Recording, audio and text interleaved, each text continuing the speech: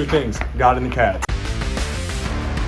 We are 3/4 of the way in a frustrating season, but we still got 4 more games to go. Can Sam Houston find a way to get their first win in Corvallis? It is interestingly an uphill battle, but we're gonna go ahead and talk about it here next on Sam Houston Sports Talk. As always, that's Luke Scott. I'm Collin Neal. If you haven't already, be sure you like, subscribe today. Follow us on all of our socials. Links are in the description. This is a interesting game that is coming up.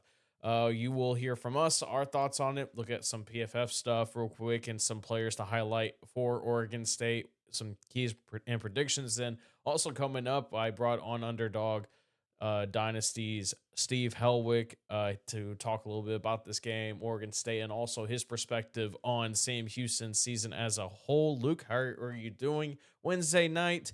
Of course, it is, as the time we're recording this, of course, the game Saturday at 9 p.m. Central Time on the CW in Corvallis, Oregon, against the 2-7 Beavers, who fired their head coach earlier this year.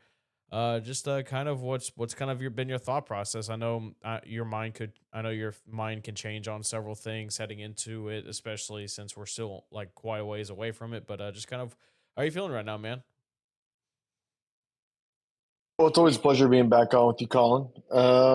Yeah, talking about this football team, it's kind of been the same story throughout the year, and just haven't been able to put together a result, a complete game, which has been frustrating. We've had good quarters and we've had good halves, but we haven't been able to put together a good 4 quarters. And obviously last time out wasn't great against La Tech. We kind of talked about that in the last episode. So, trying to look at some positive things and trying to see and point out just a couple thoughts that might put us forward into this one against Oregon State. Obviously, Oregon State, Pac-12 team.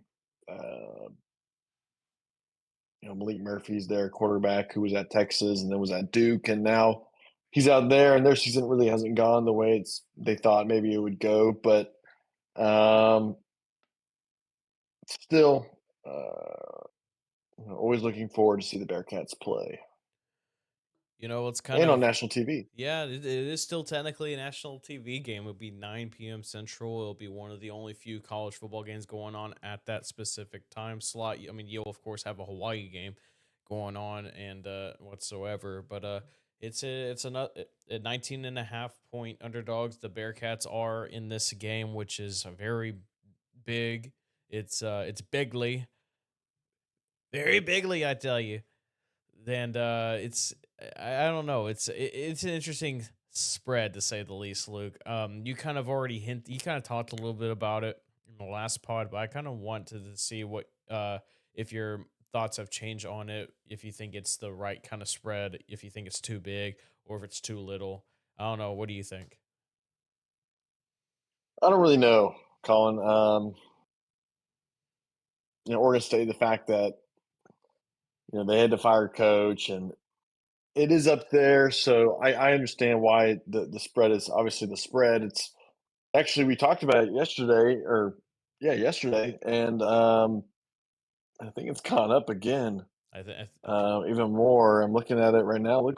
You see 20.5, Colin? I've actually just remembered that I saw 20.5 earlier.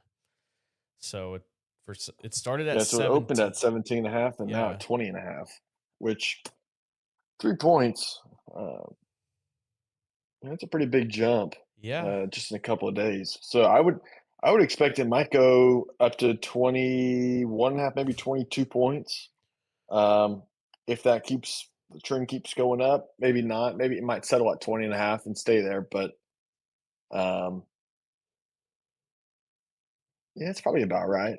Yeah, well, I think I know the reason why it is at that big of a spread, and just going to play this audio from yesterday. I think this is why, and this is head coach Phil Longo on Hunter Watson, who left Louisiana Tech game with an apparent knee injury. So with regards to Hunter, it was a knee. MRI came back negative. There's no issue. It's stable.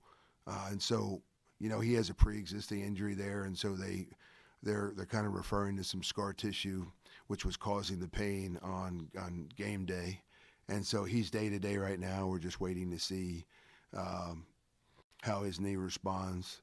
I don't think we're overly concerned, but I don't know any more about his status right now other than it's a day-to-day deal to see how his knee feels from a pain standpoint.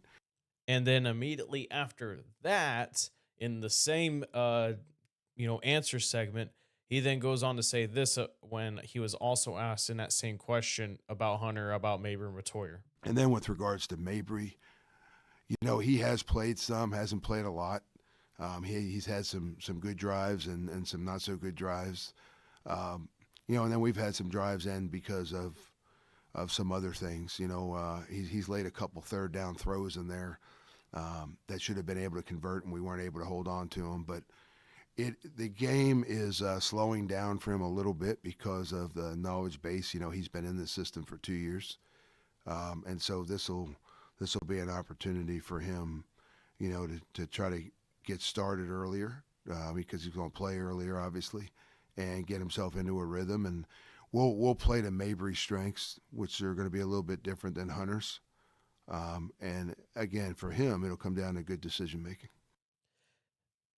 I think that is kind of an indication, Luke, that Hunter may not be available against Oregon State. And like I said yesterday on the last pod, if y'all haven't checked that out already, I highly recommend it. We had lots to talk about, especially venting our frustration out a little bit more than we've had before, especially a second 0-8 start in 3 seasons for the Sam Houston football program. But I think it seems like that Longo just basically accidentally showed his card hand a little too soon in the poker game. It seems like that Mabry might be starting. I said yesterday that I want Landon to start, but either way, that with Hunter being the QB1 and possibly going to be out for this game against Oregon State, it makes sense maybe why the spread is the spread. Yeah, I mean, I wouldn't I wouldn't count out seeing multiple quarterbacks in this one. I remember us talking about weeks ago a similar situation, and we talked about all 3 quarterbacks playing, and that's exactly what ended up happening. And um, from what we've seen from Mabry, I would expect to see Landon Lock to get out there. Who knows if Longo would pull him or not. Ooh, wow, nice kick. Oh, you just missed it. Ball State, Kent State, Hey, little hey, hey, Maction hey, call. We're hey, hey, watching hey, hey, Maction hey, on listen. Wednesday night. I I know. love a little Maction myself, but you got to lock in. You got to focus. Focus on the Cats. Focus on the Cats. No, maybe so. And I think that might have been a little inexperience there from Longo talking to the media. Not saying that the Sam Houston media is the most intimidating, presser in the world. I'm sure there's a couple more that might be a little bit tougher on the coach, but I think so. I think that might have slipped out of his that mouth when he didn't really mean it to. Yeah. Well, we'll get more into Oregon State in just a sec. It's just gonna. I mean, Oregon State's 2-7, but it's just that defense is honestly much better than people think, especially for a 2-7 team. And if Mabry is the one that's going out there, Luke, Longo said it at the end. It's the decision making. We've seen Mabry make some very iffy decisions, and he just doesn't. Sometimes Luke, he just doesn't look confident in his throws. Like whenever we saw Landon go out there for that last offensive drive against UTEP at the end of that game, Landon actually looked surefire. And yes, I get it. It's low leverage in that situation, especially with the game being out of hand at that one point. Like I totally understand like that perspective, but Landon just seemed like more surefire of where he wanted to go with the football. And Landon locks up more mobile than Baber Matoyer. Matoyer is not as mobile. And believe it or not, in Longo's offense, I think you need a more mobile quarterback, especially these days of college football. You can't just have a quarterback that's pocket quarterback. You got to have one that is willing to spread it out a little bit more, scramble a little bit. And I think a guy like Landon Lockett, heck, even maybe a DJ Bailey can do that for Longo. And I would love to see them go out there and display. And I've already said it yesterday, Luke, and I'll say it one more time. If Longo wants to get people excited for it, get a little excited for at least next year and has some anticipation, I think you need to kind of just show your card and just be like, hey, this is what I got. This is what I have building right here and developing behind the scenes.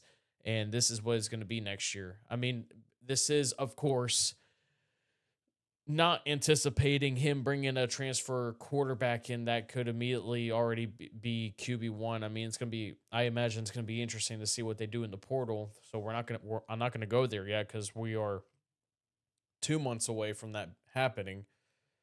And we also still have 4 more games to go. But I am curious to see what Longo does with the quarterback situation going into this one.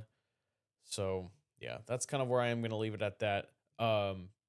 Longo, but I believe a little after this question, then was asked about Oregon State, and this was his outlook on the program. Oregon State is very balanced on offense. They've got 2 quarterbacks. Malik Murphy is the quarterback that they've had. He's played most of their snaps.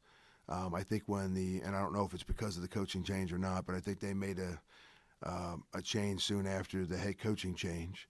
They have won both games under the new interim head coach, and they've also played Jabari Johnson. So, those 2 guys are very, very different. So, and Collin, you asked me about the 2 quarterback system earlier in the season with regards to our defense facing a team that had 2 QBs. This one's a little more challenging just because Malik and Jabari are very different. They're very different quarterbacks, and Jabari's a very talented, gifted runner as well. And they leaned on the run game a little bit more after the coaching change and while Jabari was out on the field. And so we have to prepare for 2 of them. Don't know which one we're going to see. We may see both of them. They're both very different. And so we just got to be ready for what that skill set is for the whichever quarterback they choose on that particular down or drive or quarter. So defensively, it's getting ready for 2 different ones. I think from an offensive standpoint, they do well in the box. They're solid in the box. They've got a good defensive line. Linebackers are aggressive. It's a very different look and a different feel from what we faced last week. And they're going to stop the run first, like most defenses want to do. And in games where they have played well, I think they've done a good job at stopping the run. And so they're going to try to force you to be a little bit more one-dimensional. I think they would like to force you to try to beat them in the air, and so we're going to have to be balanced. We were balanced this last game. We want to continue to do that. That really has nothing to do with run yards and pass yard balance. It has everything to do with we are spreading the ball out, and a lot of guys are touching the football. And between Tim Burns and Quavis Humphreys and Chris Reed and Malik Phillips, and then we've got O'Neill's been very involved, and we've been using 3 running backs a game, and so that's what we want. We want 6, 7, 8 skill guys touching the football, so you have to defend them all. That's balanced to us offensively, and we've done a better job of that in the games where we played well offensively, and so that needs to continue moving forward against Oregon State. And Longo's offense, that's where it can be really good when you have 6, 7, 8 guys, getting the ball and, getting opportunities and like having the defense to spread themselves out and be worried about multiple players. And that's going to be, of course, it's always going to be key, but it's going to be extremely key in this game against Oregon State, because Oregon State's defense is actually really good. And I kind of want to take a look at this real quick while I get Luke back on screen. There he is. I'm kind of take a look at it real quick. The defense, it's actually pretty good. I mean, their D line is solid, but it's the linebacking. Oh, their defense ain't that good. I mean, I'm just saying that's what Helwick talked about. That's what when I talked to they're Helwick, 2-7. They're 2-7, Luke, but they've been close. Don't be coy. Don't be coy. They gave Houston a run for their money. They gave Fresno State a run for their money. And Fresno State's actually turned out to be pretty decent for Mountain West this year, which I was kind of surprised about that. But again, Luke, this it's just something to keep it. It's just something to keep in mind, and and even in there, it's not going to be as good of a defense as La Tech was because La Tech's defense is miles better than Oregon State. Just saying, Luke, you have to be pretty mindful and careful with teams like this. Colin, you're right. I mean, they are 2-0 in their last two, so you have to give them that. But I mean, that Washington State team, it did. I mean, Washington State played Ole Miss close. They played, man, who else did they played somebody else close that was really good. Steve talked about it, but whatever. But go ahead. Colin, I'm not looking at this Oregon State team and saying this is a. I mean, they're better than us on defense, but that's it's not really saying that much. So so you're kind of making it sound like that maybe, just maybe, the spread may be a bit too big in this case. No, I'm not saying that. Okay, I'm just making sure. I'm not saying that, Colin. No, I mean, it's an important game, and they're the more talented team, but I don't want to make it sound like this is a really good defense that we're fixing to have to go into and go play up in Corvallis. I mean, I just don't want to. I wouldn't say it. I wouldn't phrase it like that. They are 2-0 in their last two, so you have to give them that. Holding Washington State to 7 points is very impressive. But what they did before that had not really been that great. Looking at the offensive end, they have the one they have a good old they have Anthony Hankerson.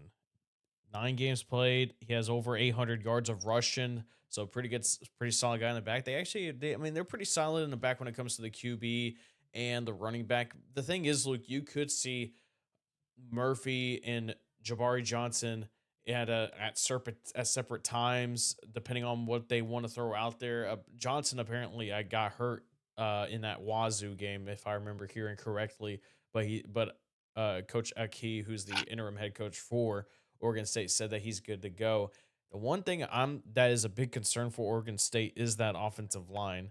They I mean, Luke, despite the good defensive performance against Washington State, Luke, they punted the ball 10 times. They've had multiple drives stopped, and if there's one big thing that Sam Houston's defense can try to do is to force Murphy or Johnson to throw the football, keep Hankerson in check, kind of like what they did in Jack against Jack State with Cam Cook. I mean, albeit Cam Cook is a much better running back than Hankerson, with all due respect. But that offensive line, Luke, I mean, just besides the PFF grades, I'm showing y'all. Look, overall, that offensive line could cause some trouble for Oregon State's offense and something that Sam Houston can take advantage of. But unfortunately, You they you're lost. right, and Well, just and something. on third down they haven't been that great. Yeah, but one quick thing, Luke, they don't.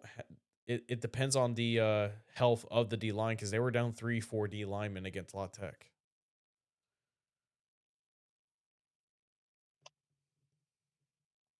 Talking about Sam. Yes. Well, that is true. Are we expected to get everyone back or no? Cordell Pat apparently should be back. Dylan Frazier should be back. I forgot. I don't think Jameer Diaz is coming back. I personally wouldn't really really count him in because Yeah. Well, he's been dealing with that ankle injury.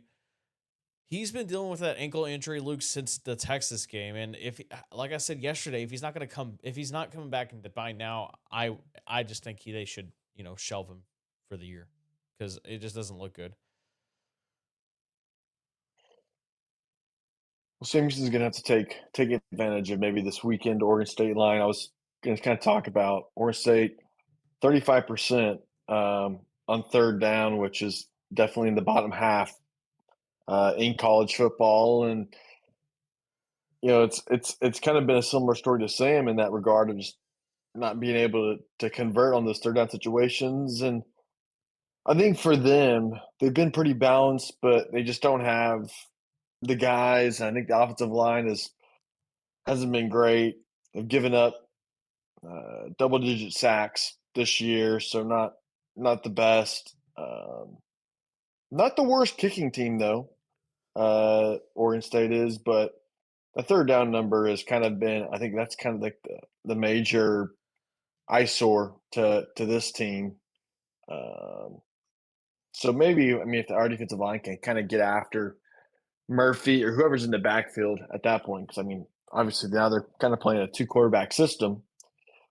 If you can generate some pressure on the outside or down the middle, that can help quite a bit. But have we seen that all year really from this team? Not really. So it's hard to count on it.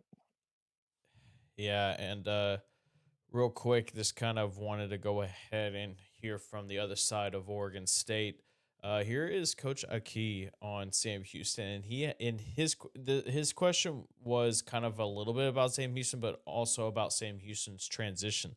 He actually got to Idaho after Idaho made that interesting, weird transition from it was Division 1 single A, but down to Division 1 double A at the time. I don't know if it was called FBS and FCS at that time just yet. I could be wrong, but I thought overall his answer on Sam Houston and their transition was pretty interesting. So here's Coach O'Kee on that. Well, it's a challenge when you make a move. That happened to Idaho when they made the move. Idaho and Boise, they went together and went to make that happen. And it created some hard times at Idaho for a while. And that was you kind of got to grow into those situations. Now, you've also seen some teams in the country that have made that move and they've had some success. And they had obviously a hell of a run and a hell of a team a year ago.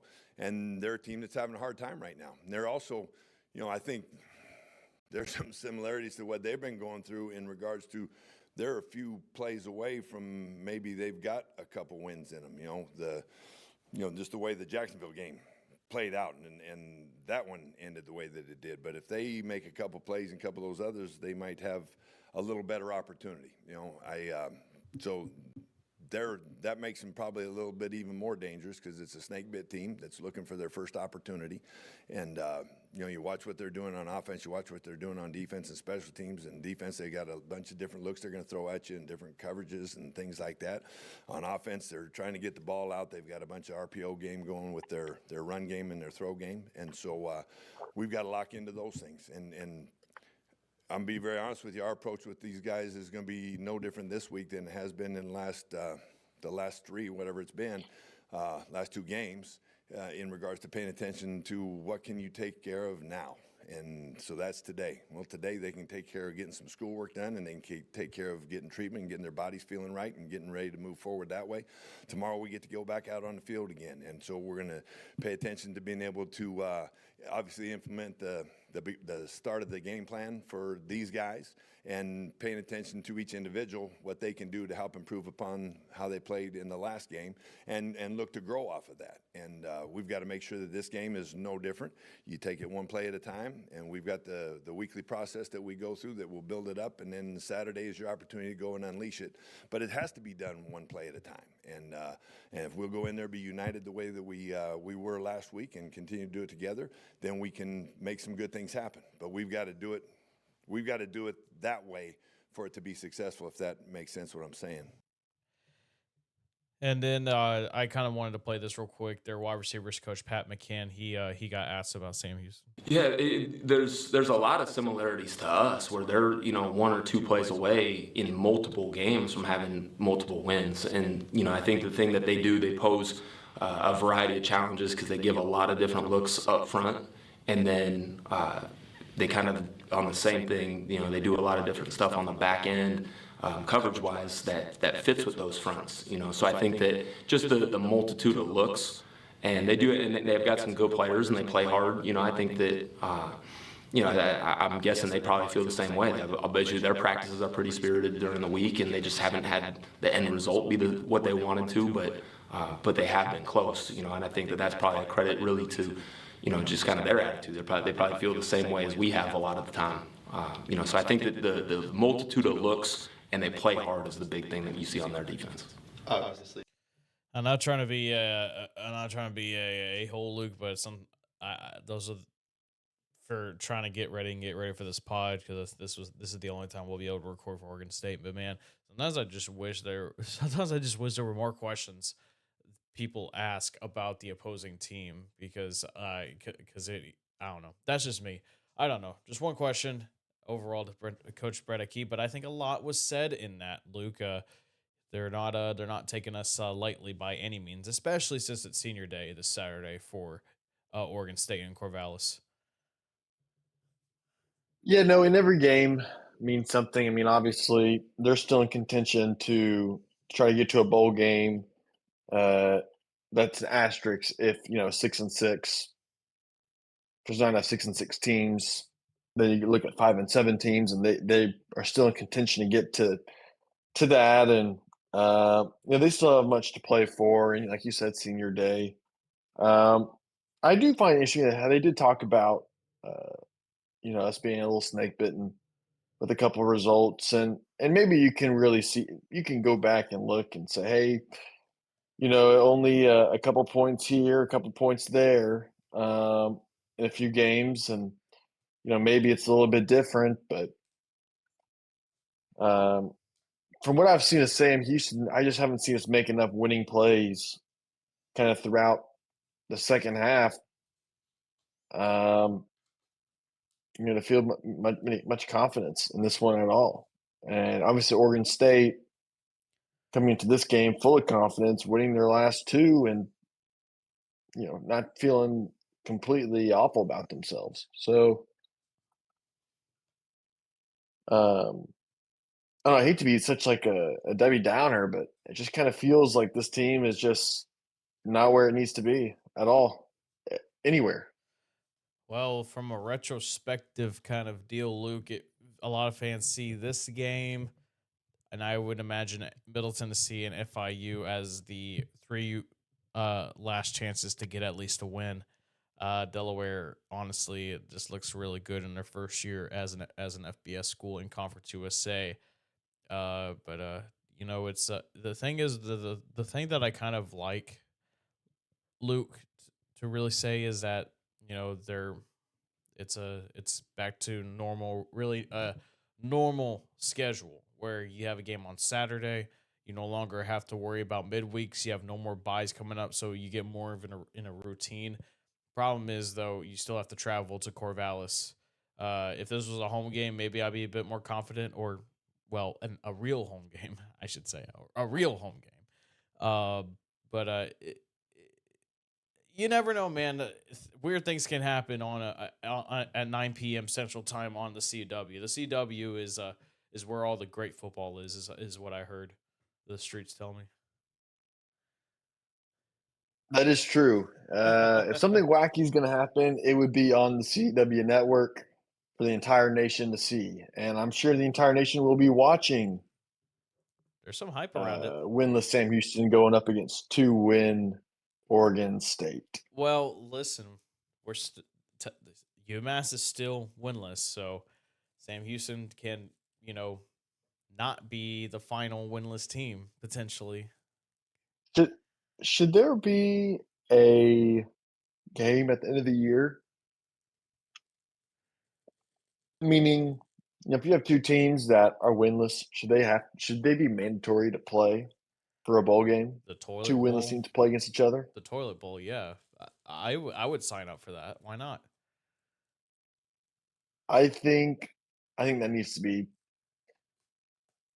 ESPN. Actually, no, that needs to be on the CW or some like just kind of bizarre net, like a True TV. Like a Oh, True true TV needs TV. to. I mean, Yes. True TV. I mean, the only people that watch True TV is Impractical Jokers and when it's college basketball, the tournament, and they can also have the toilet bowl.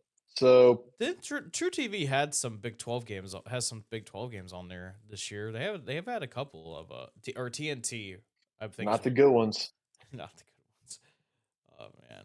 Well, I will say, damn it, I hope that Disney and YouTube TV figure something out, cuz damn it, dude, I missed a whole night of action today, and I'm mad. I'm PO'd about it, man. But anyway, Gotta you gotta get over to the DirecTV, big dog. uh, Get that cable. I don't have the money. Fubo, Maybe. Hulu, Yeah, but something. Fubo doesn't have Turner Sports. So what am I going to do when college basketball season happens? When March Madness happens? It's a good question. Exactly. Well, we're gonna take. I'm gonna. Just go to the game. Hey, hey, men's basketball, man. If you're hearing this, I want you to go to March. I want you to be at March Madness this year because I'm going. Well, no matter where you're going, I'm going. That's for damn sure. But let's take a break. But when we come back on this pod, I had a chance to sit down with Steve Helwick. He is a college football writer for Underdog Dynasty, Hustle Belt, and all that good stuff. He knows a thing or two about Oregon State, their situation with their head coaching firing, how their season has been, and I also got to ask him what his perspective is on Sam Houston's season and all that. So that comes up next here on Sam Houston Sports Talk, and then after that, keys and predictions, baby. Stay there. We continue on the preview pod for Sam Houston versus Oregon State on the Sam Houston Sports Talk podcast. Joining us now is Steve Helwick. He runs Underdog Dynasty, SB Nation, the Hustle Belt, and he's also probably probably one of the best college football writers on the hardwood. Steve, how are you doing? I appreciate it. That last one especially. I'm doing pretty well. Just looking forward to I know we were recording this on Wednesday night, so looking forward to a great night of action tonight, and then flying out to Florida tomorrow morning. Got to get there early with this current airport situation to cover South Florida UTSA and Tampa, and then bus across the state for UCF Houston Friday. So trying to start traveling a bit more as the season winds to a close. Yeah, no, it's for sure. I'm glad that you're taking a couple minutes out of your day, but especially right before Maction starts on Wednesday, to talk a little bit about Oregon State, and Colin could just talk a little bit about college football in general. Just kind of, I kind of want to get your outlook on the season. There's been a lot going on. There's a lot of a big head coaching carousel, of course. Some rumors and all that. Just what's been your outlook so far on this college football season? Just in general, I mean, it's the coaching firings are more than usual. We saw this even last year, especially with like the American Conference specifically firing about half their coaches before Thanksgiving weekend, and now you're seeing it a lot with the SEC, and you're only going to see it more when the SEC shifts to 9 games next year. So I don't know. I mean, it's weird because you used to wait to the end of the season to fire coaches, but now you have to get your recruiting in order and all of that. So teams are just doing it at the first sign of adversity. Sometimes I feel like coaches aren't getting a long enough leash. I think a really good situation to look at is Tony Elliott at Virginia, who they talked about potentially moving on from him last year. They decided rather than a buyout, that money would be better spent getting players in the portal for NIL. And you see Chandler Morris, their quarterback this year, is doing a great job from North Texas, Cam Ross from James Madison. And Virginia right now would be the 11 seed in the college football playoff if decided today. So sometimes I think maybe it's not necessarily a coaching factor and more your roster simply needs more talent. So I think some of these coaching firings are a little overdone, and that includes the program we're probably about to talk about. Yeah, there's 0-8, second 0-8 start in 3 seasons. And of course, 3 seasons. That's how long Sam Houston's been in the FBS, and people are lobbying for Longo to already be sent on his merry way. Oh, I was referring to Oregon State, but Oh well, you know what? You know what? That we can get to that actually, but I thought that was interesting what you talked about though. Just kind of, with Coach Elliott at Virginia. I mean, I'm not saying that it's like the same pedigree or anything like that, the same resources, because obviously Sam Houston doesn't have those kind of resources that Virginia has. Um, what from your perspective, what's been your take on Longo's tenure and just kind of your overall thoughts on that? I don't know. It's really hard to start from square zero like Sam Houston did. I mean, if they were able to return all the talent that's still playing college football last year, this team would probably be bowl eligible right now because of how good that defense was. And you see these guys making plays across the country, whether it's at North Texas, Auburn, Virginia Tech, Duke, just all around the country. You're seeing the Sam Houston influence everywhere. So I do think that it's very difficult to lose all that talent in one season and then have a complete coaching overhaul. The thing about the Sam Houston season is I thought Sam Houston, they were never a great team, but they at least had a pulse until that Jack State game. And I could just see from the players' reactions after what Jack State went from their own 25-yard line with 15 seconds left into field goal range and kicked that 52-yarder. I think that might have broken a lot of the team later in the season because that's a hard loss to rebound from when you're a winless team. And you had a team that's undefeated in Conference USA on the ropes. So I think that Sam Houston needs to move past that. I think they need a bye week or something just to revitalize at this point because they had that game and I think that was a big tipping point in their season was that Jack State loss where just seeing one go in, just seeing one win could have sparked something for this program. I mean, they did have that bye week, and then it was then Mhm. Louisiana Tech, and Louisiana then Tech. yeah, and they got absolutely I don't know a good word for it. Just it was just an ugly loss to say the least. I found very little silver linings. I like to be optimistic, but I found very silver linings coming out of that game. And now they go on to the Northwest and Corvallis to take on an Oregon State team that fired their head coach and Trent Bray. And you and I have talked a lot about talked a little bit about rather I should say about the firing. And you kind of I don't know how if you still hold the same opinions that you kind of disagreed with it or not, but just kind of what was your take on the Bray being fired? Well, a lot of times I like to see some of the reaction, especially of the former players in the program, because they're not usually shy about it. I mean, I'm not going to name some coaches, but some coaches have been fired and players are coming out with stories about bad experiences and things they had. The opposite was seen at Oregon State. I've I've talked to some Oregon State players in the past before. I've seen some of their reactions online, and it's almost a unanimous agreement that they wanted to keep Trent Bray to rebuild that program. And I think it's very understood that Trent Bray was just handed the absolute worst set of cards when Jonathan Smith left. I mean, Jonathan Smith rebuilt that program into what it is, and then left his alma mater for the Michigan State job once the Pac-12 dissolved into the two-team situation it's in right now.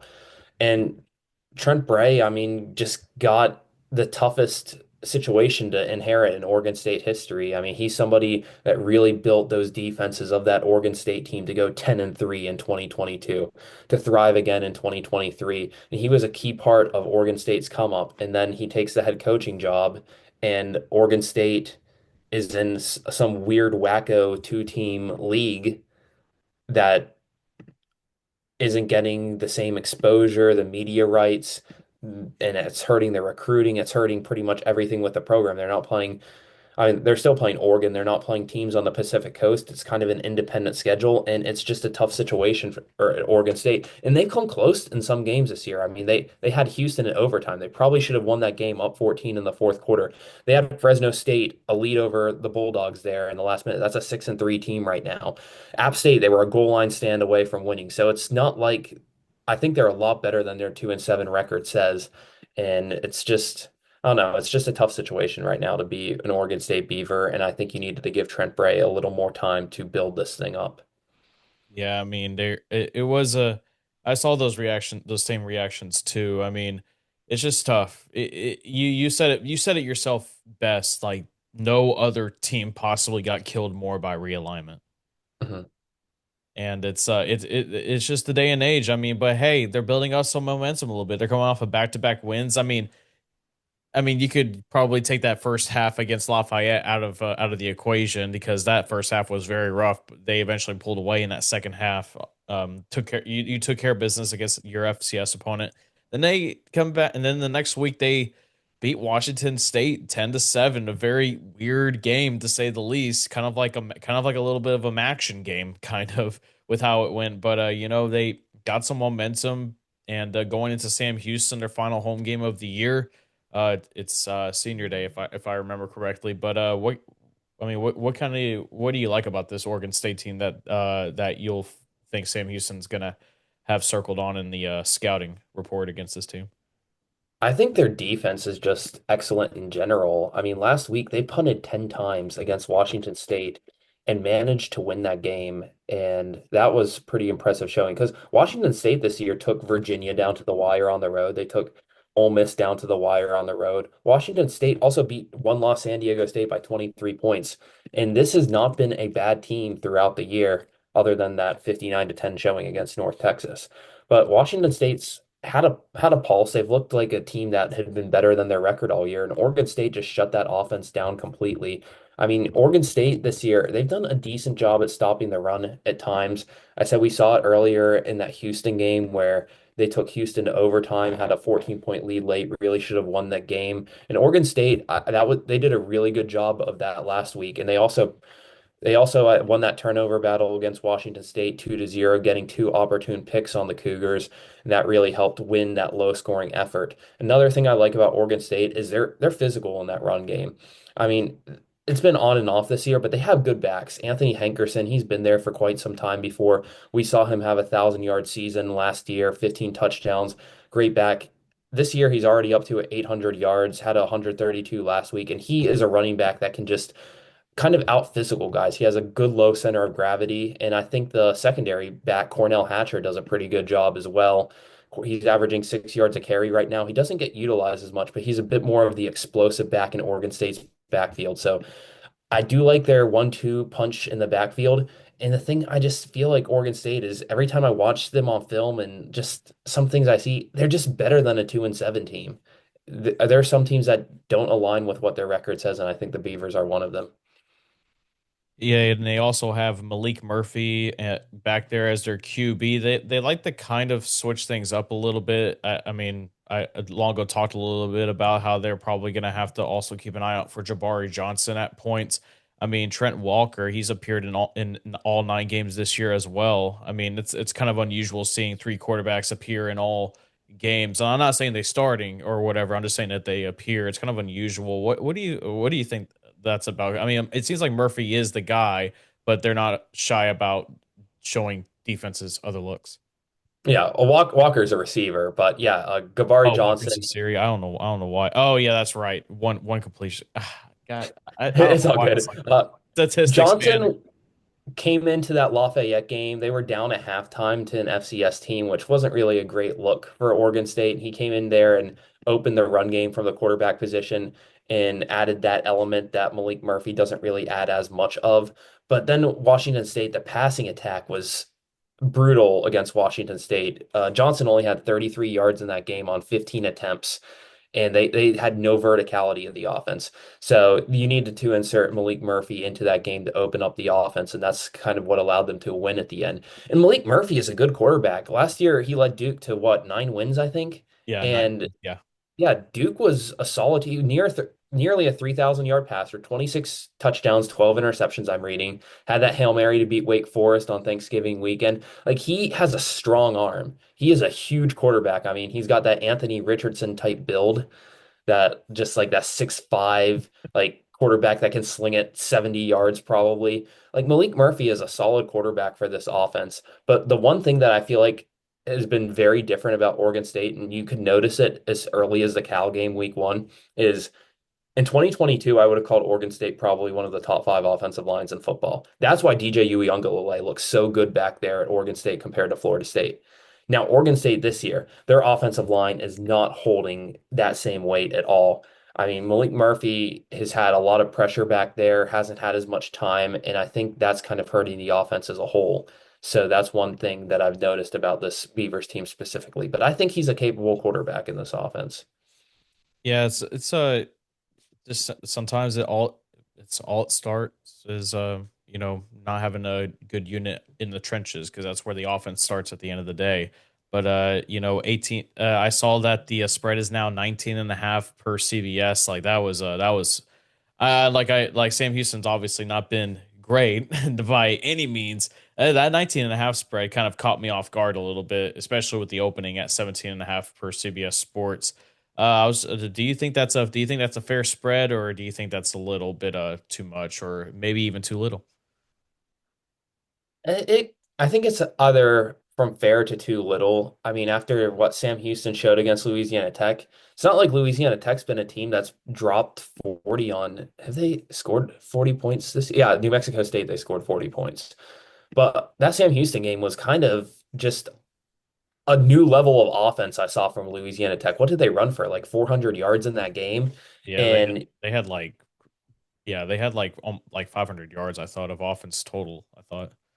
yeah, that was just a new level of offense from Louisiana Tech, and I think Oregon State could probably see a similar breakthrough against Sam Houston in this week. I know Oregon State only had 10 points in last week's game, but they moved the ball pretty well through the ground, and if they had Malik Murphy going through the air all game, probably would have been a better showing for that offense. So yeah, they just dropped 45 on an FCS team the week before, and that's the only time they've crossed 30 this year. So yeah, I guess maybe with some of the lack of Oregon State's offensive output, 19 and a half is probably fair in Corvallis. Corvallis can also be a tough place to play at times.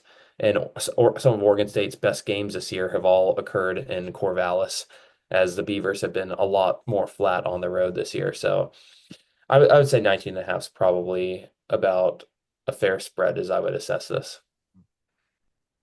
So it seems like though you kind of mentioned it there that if Sam Houston's, the defense has obviously been one of, if not the worst defenses in the country. I mean, that one of my biggest critiques with the unit has been that they just can't tackle. It seems like the open field tackling has been pretty bad, but if it seems like they want to get things going, it's going to be trying to cause some havoc along that offensive line of Oregon State. Is there anything else that maybe Sam Houston could try to get at and expose to make Oregon State's life a little harder in Corvallis?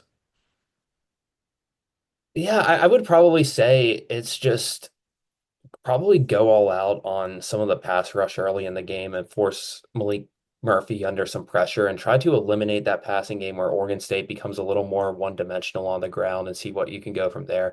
I think the best thing Sam Houston can do in this one is make Oregon State rethink its quarterback decision as they've been swapping out quarterbacks the past few weeks with Kabari Johnson and Malik Murphy. So I think a quarterback change could probably rattle Oregon State's offense a little bit and make them rethink things. And I think that's the best thing Sam Houston has to do is play against the strengths of each quarterback. So with Gabari Johnson, you're kind of selling out on the run game because he's not going to beat you as much with his arm. With Malik Murphy, on that one, you're going to try to just send blitzes, force the quarterback to have less time, don't allow those routes to develop, and try to see if you can get a quarterback switch in that regard and try to get Oregon State's offense off schedule. So it's fair to say that Antavius Fish needs to have a good game if the defense wants to be successful. Yeah, yeah. I mean, probably more than just Antavius Fish, but Fish has been the best defender probably on this team this year. And that was probably projected going into the season, considering his experience as one of the top tacklers on Akron in the past few years. Um, Overall, what has I think I kind of already asked you this earlier, but kind of ever since you look back at since Keeler got to Temple and Cassidy went to UNT, then Longo comes in and that was a weird offseason in its own right. Because of how much of his staff he didn't have at that point, and there's a lot of other stuff going on behind the scenes that it is at the fault of Longo and all that, and there's a bunch of other circumstances. But how would you? I was kind of curious. Would you give what if Longo does not win a game for the rest of the year? And you've noted that they will win at least one game. But if they do go winless, do you still give Longo a pass, or is there really some conversation that needs to be had? I mean, the buyout's the buyout, but I was just kind of wondering what your take is as an outsider looking in. Well, I know Sam Houston operates with one of the smaller budgets in the FBS, so I do think that any buyout discussions do need to be had on, I don't know the exact numbers of it and how much that would financially impact the program from a revenue standpoint. All of that. I'm seeing that they estimate his buyout to be 2.8 million to 4.2 million. Yeah, that's what I was getting to.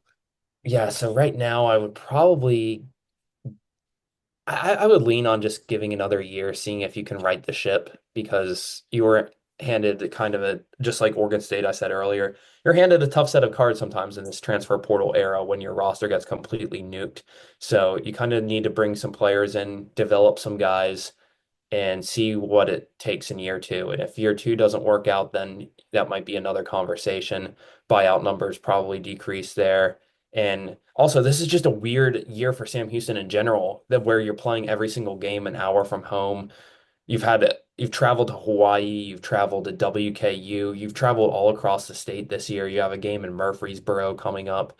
You're going to the Pacific Northwest this weekend. It's just a weird travel schedule year for Sam Houston too. So I would say try to give Longo a normal year where he has a full calendar year to work with the program. The travel schedule isn't weird. They're playing in Huntsville, and then see what happens.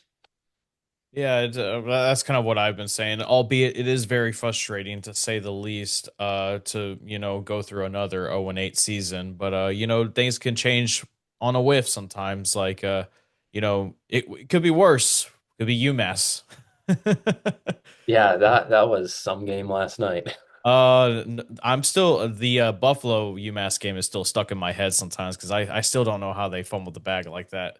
Um, but hey, I always tell people it always can be worse. I don't know if you're putting out an article for this game. If you are, I don't know if you're okay with saying it right now. But I was wondering if you had a prediction already set in mind for the game. That is 9 p.m. Central Time on the CW. I gotta preface that it's the CW, so it's always gonna be a wacky one.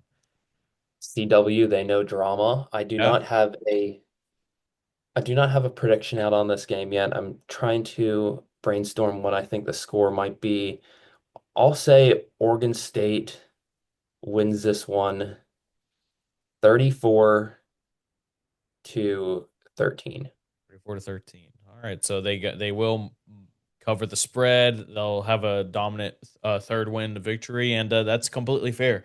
I will say I've already said that I will be very anti Sam Houston in my picks unless they prove me wrong. We'll see though. A lot of people think that this is kind of one of their only opportunities left to get a win this year.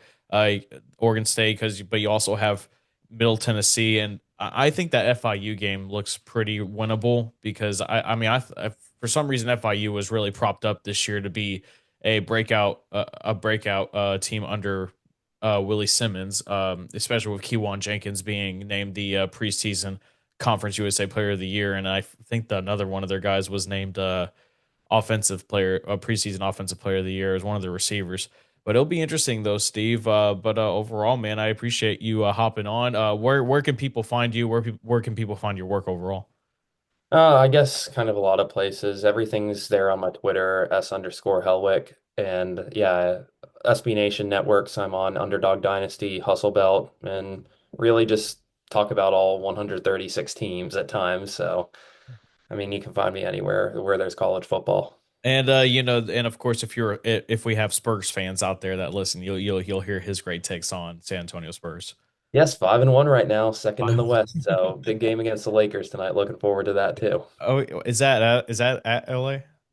Yeah, ESPN. It's the later game tonight. Well, I mean, I'll find a way to watch it. Have Mhm. YouTube TV. Man, I was kind of curious though, real quick. What's been your kind of take on that whole situation with with Disney and YouTube TV? At first it seemed like people were kind of in on going against YouTube TV, but then people realized with what ESPN has been doing with their stars that it may be more so on ESPN than not. And could this kind of stuff be just the product of the current environment with the media TV rights, especially within college football? I know it's a loaded question, but I was kind of curious what you thought of.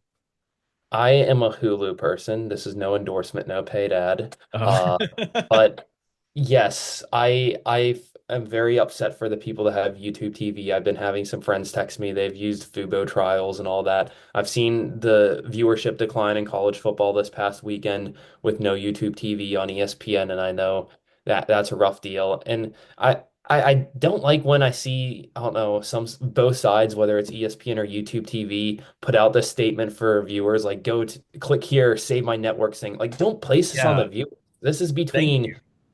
between you guys. Like, you guys settle this out and don't use, I mean, I don't know. I just feel like it's just greed, maybe to make a few extra bucks or something from either side. Like just show, I feel like it's kind of your obligation to show people what they want to watch, and that's what your number one duty as a network is. So I don't know who's at fault. I haven't looked too much into the situation, but people just want to watch football. Like people don't want to be involved in this drama. Real quick before I let you go, who with the CFP rankings, initial rankings coming out, who do you have as your national champion? As my national champion, as much as I feel like with a blind resume test, I would probably say Indiana from the way they've been taking down opponents. Right now, I feel like I just trust Ohio State to repeat. Nobody's really come Oh, that close to Ohio State since week one against Texas, and that was an Ohio State team replacing 8 defensive starters, breaking in a new quarterback. Now Ohio State, they have rhythm going. They didn't allow a first half touchdown until last week.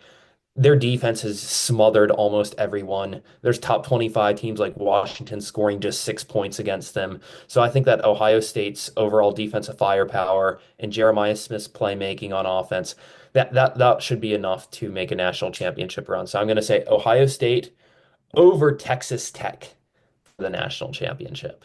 okay, there you go. You heard it from the man himself. Well, all of Steve's work will be and links and stuff will be in the description. Of course, his Twitter and all that great stuff. Check out his work. He does really great stuff, and he goes and like you said, Steve, you're going to Florida, and then you got a lot of other places that you're going to. I'm sure, and I'm pretty sure you're happy now since you've gotten to the point where you can finally travel with that very interesting knee injury that you had. Yeah. Yeah, But looking forward to that this weekend. absolutely. Well, coming up next, guys, on Sammy's Sports Talk, we will get down to our keys and predictions going into this matchup against Oregon State. Can the Bearkats pull out the first win of the season, or will they be continuing that search? Well, you'll hear from us, our thoughts, coming up next here on Sammy's Sports Talk.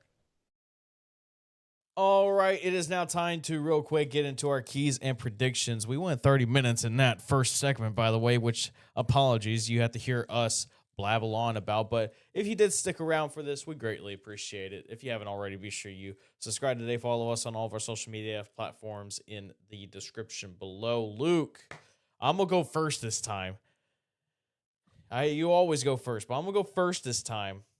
And I'm this game is another tough one. It's another weird. It's another game that they're gonna have to travel a long ways away. They're going to the west coast Pacific time. Um, Fly across a few more time zones again. I it's it's gonna be interesting, but Luke, I've said it before. I mean, I chose them once after I said this, but we'll just go ahead and just say it. I'm taking Oregon State in this one. I think maybe it'll be a close game at first. Maybe in this first quarter, maybe Sam Houston comes out to a good start, and a good start is what they're going to need. Luke, they can't just really win on the money down. Luke, they're going to have to really convert on third down. I think, and I'm gonna kind of backtrack on that. I think second down is going to be very interesting to watch. If that money down doesn't work afterwards, or if it does work, what do they do after that to set themselves up? At the end of the day, Luke, football is a game where what matters a lot is where you are on the field, and they're gonna have to win the possession battle in this game, and defensively they're going to have to really give that old line of Oregon State a bunch of hell. I really want to see them rush the passer a lot. Hopefully, a lot of the guys are back in and healthy, and hopefully they step up. Luke, this is one of the only few opportunities, despite the spread. Maybe Sam Houston could surprise us. Maybe they not. Maybe they cannot. But right now, I don't. And whoever is the quarterback, I don't know for Sam Houston because again, I still feel like Hunter Watson may not be playing in this game, but we'll see because we all know Hunter Watson as very tough, and he wants to just be out there and play the game of football because of how much he loves it and how tough he is. But for right now, Luke, I have little confidence in Sam Houston in this one. I'm gonna say I'm gonna say a score of 24 to I'm gonna say like 24-7. Oregon State. Colin, I hate to be doing this, Colin. I think you're giving us too much credit. Mm, From what we've seen, it's hard for me to believe much. Hashtag two things. But I think going into this game, if you're not ahead in the first quarter, we ain't going to win. I think we have to get off to a good start to have any chance, really. And also, like, it's such a tough spot going in there. 9 o'clock. You know, the fans that will be there are oh going yeah. to be a little rowdy. They're going to be having a good time. And they're expecting to thump us. And so I think we need to go in there and start as quick as we can. And, you know, I hate to be like the trick play guy, but we might have to throw a couple trick plays in the first quarter to get started, get going, and try to build some sort of confidence in your team early, because just to get some sort of jump, I think. Colin, I'm going to go 37-0. Damn. Damn. And you were talking about this freaking defense like it was not good at all. And you think that they're gonna shut out Sam Houston. That's bold, man. Even for this year's team, man, that's kind of bold. Because they didn't get shut out against La Tech.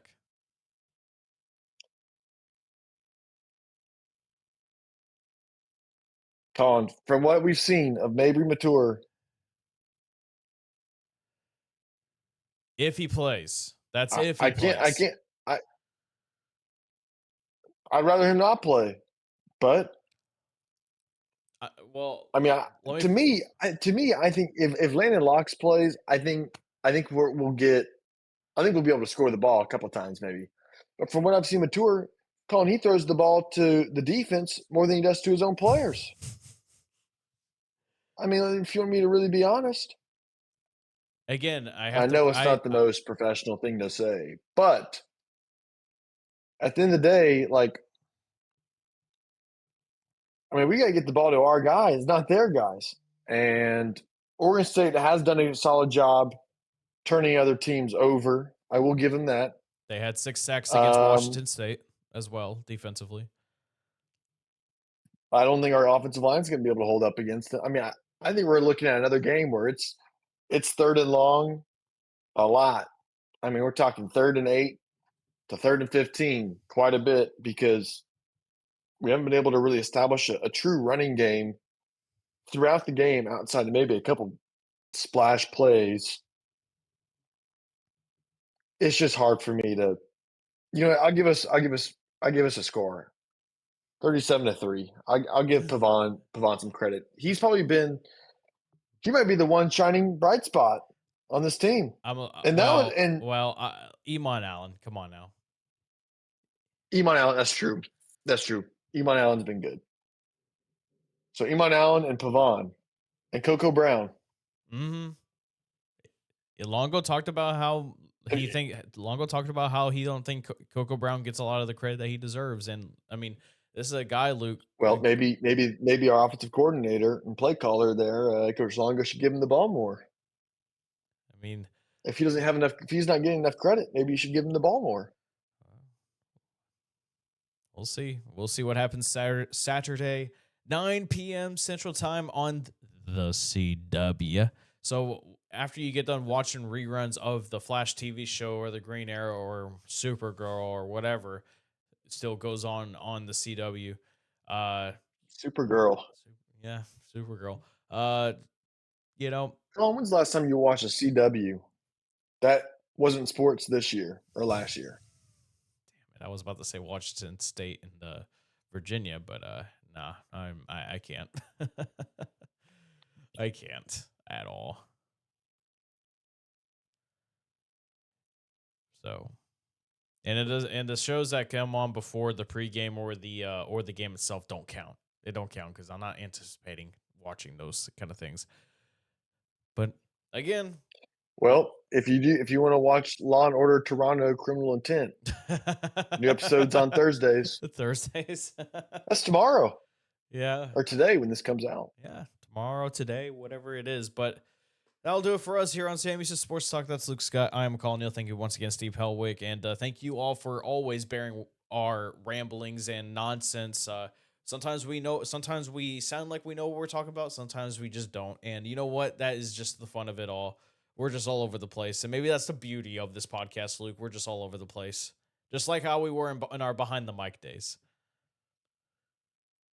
Calling behind the mic was the true. You never knew what was coming up because you never knew whenever Mr. Beer Nuts was going to make an appearance or whoever at that point, whoever was just going to walk into the studio and just sit down and you say, "Oh, I guess this is who we're going to talk to today." One of these days, Luke. This is a little bit more. One of these days, Luke, we are going to do this live. I hope you know that. We are going to try to do this show live. Well, we were going to do it live at some point this year, but the football team decided they didn't want to win a game. So, and our schedule is kind of went bonkers. Our filming times are not necessarily the most healthy, friendly for everyone.